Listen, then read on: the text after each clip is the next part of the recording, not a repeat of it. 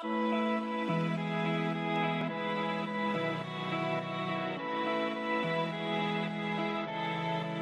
memotivasi LP2M untuk menerjemahkan Al-Quran ke bahasa Cirebon?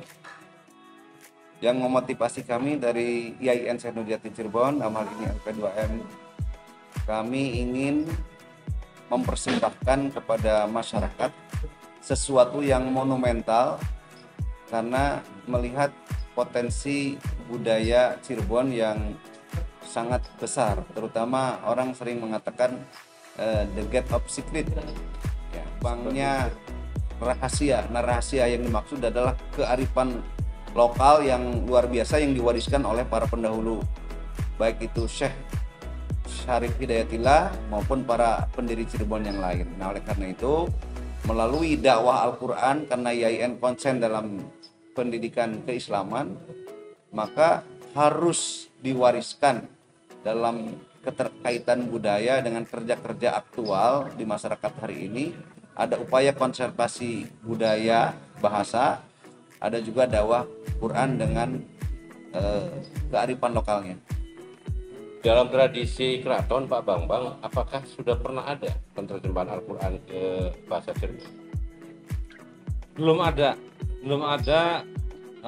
penerjemahan Al-Quran ke dalam bahasa Cirebon. Yang setahu saya belum ada, karena saya baca misalkan bahasa Jawa yang ada di IAIN Jogja ya, oleh rektornya saat itu Kolonel Purnawirawan. Tapi kalau di sini belum ada. Bahkan di sini itu kenapa belum ada, karena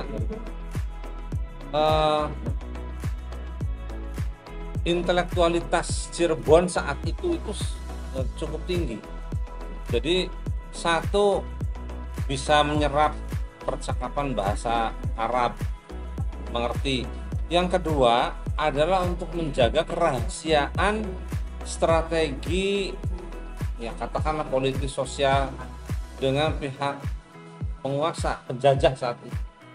Bahkan di Cirebon di sini ada satu budaya yang namanya bahasa walikan. Ya, bahasa walikan itu adalah bahasa-bahasa yang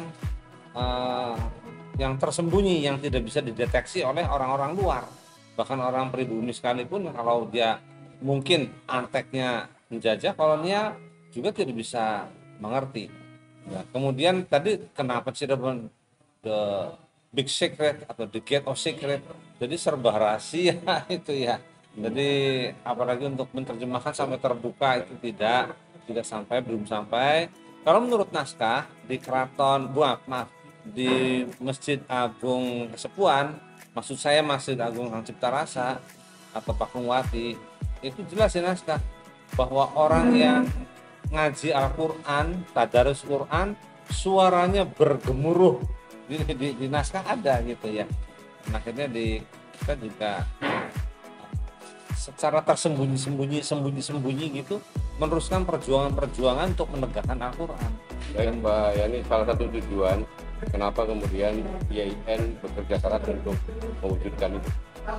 Ya, karena secara genealogi dan ideologi IAIN satu mengambil nama ya Syekh Nurjati yang merupakan maha guru dan guru almarhum almarhumlah Syekh Syarif Hidayatillah Gusti Sunuhun Gunung Jati. Tentu kita ingin punya aktualita, apa sih yang menjadi brand sekaligus warisan yang harus membumi ya di Cirebon Nagari atau Caruban Nagari ini ya. Yang paling monumental, kami ingin memberikan sesuatu IAIN Cirebon ini kepada kota, kabupaten, dan wilayah Ciayu Majakuning ini. Nah, dan warisan ini insya Allah tidak akan habis ditelan beberapa periode wali kota atau bupati. Kami yakin ini akan bermanfaat. Dan inilah sesuatu yang monumental, didukung oleh para budayawan Cirebon, ahli-ahli Quran Cirebon yang juga memberikan sebuah kontribusi di peta nasional ya.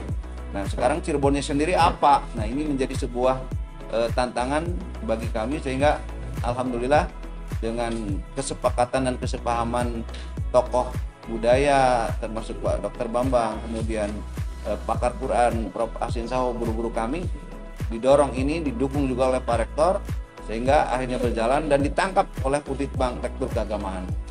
Harapan dari budayawan Pak Bambang?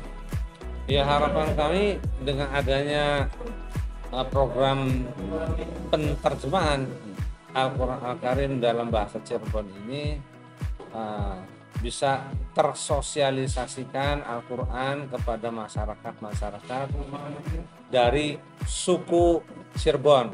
Maaf, saya tidak masuk ke primordialisme, bukan, tetapi untuk justru konservasi.